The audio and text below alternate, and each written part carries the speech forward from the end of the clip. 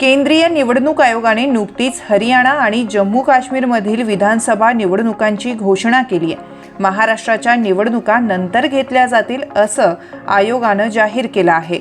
मात्र त्या कधी घेतल्या जातील याबाबत कोणतंही स्पष्टीकरण निवडणूक आयोगाने दिलेलं नाही। त्यामुळे महाराष्ट्राच्या निवडणुका नेमक्या कधी होणार याबाबत कमालीची उत्सुकता आहे। महायुतीच्या सरकारला पुन्हा सत्तेत देण्याची कोणतीही संधी नसल्यामुळे या निवडणुका लांबणीवर टाकल्याचा आरोप महाविकास आघाडीचे नेते करीत आहे। तर जम्मू काश्मीरमध्ये जास्त सुरक्षा व्यवस्था लागणार असल्यामुळे महाराष्ट्राच्या निवडणुका पुढे ढकलण्यात आल्याचं महायुतीच्या सूत्रांचं म्हणणं आहे। हरियाणा आणि जम्मू काश्मीरमध्ये ऑक्टोबर महिन्यात निवडणुका होत आहे। हरियाणातील निवडणुका एकाच टप्प्यात होत असून तिथे भाजप आणि काँग्रेस अशी थेट लढत आहे। तर जम्मू आणि काश्मीरमधील निवडणुका 3 टप्प्यात घेण्यात येणार आहे। तेथे national conference, PDP, Bhajap, Congress असे अनेक पक्ष निवडणुकीच्या रिंगणात असून स्थानिक पक्ष तसेच अपक्ष यांचाही भरणा असणार आहे।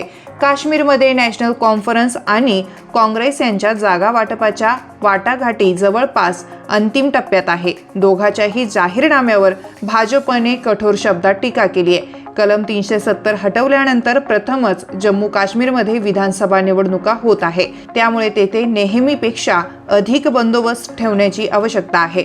हरियाणामध्ये देखील राजकीय वातावरण चांगलंच तापलंय। तिथे काँग्रेस विरुद्ध भाजप या पारंपरिक प्रतिस्पर्धांमध्येच सामना होणार आहे।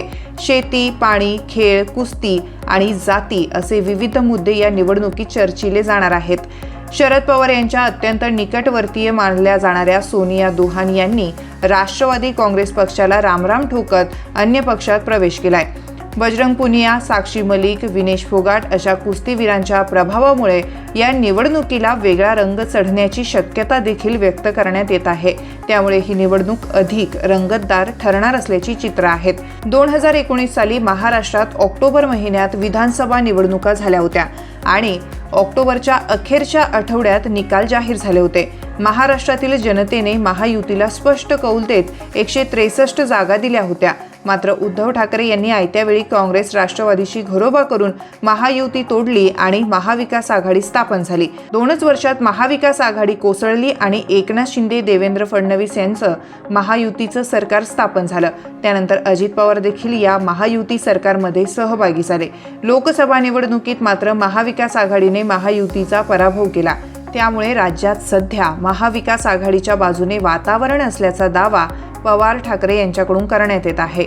विधानसभा निवडणुकीत महायुतीला जिंकण्याची संधी खूप कमी आहे। त्यामुळे लाडकी बहीण सारख्या योजना आणल्या जात आहे, तरीही महायुतीचा कोणताही फायदा दृष्टीपथात नसल्यामुळे निवडणुका लांबणीवर टाकण्यात आल्याचा आरोप महाविकास आघाडीकडून केला जात आहे। महाराष्ट्र विधानसभेची मुदत 26 नोव्हेंबर रोजी संपत आहे। त्यापूर्वी नवी विधानसभा अस्तित्वात येणं आवश्यक आहे। म्हणूनच दिवाळीनंतर या निवडणुका घेतल्या जातील असं राजकीय पक्षातील सूत्रांचं म्हणणं आहे। ऑक्टोबरच्या शेवटच्या आठवड्यात दिवाळी येत असून ती नोव्हेंबरच्या पहिल्या आठवड्यापर्यंत असणार आहे। त्यामुळे नोव्हेंबरच्या दुसऱ्या आठवड्यात महाराष्ट्रात विधानसभा निवडणुका होतील अशी शक्यता आहे।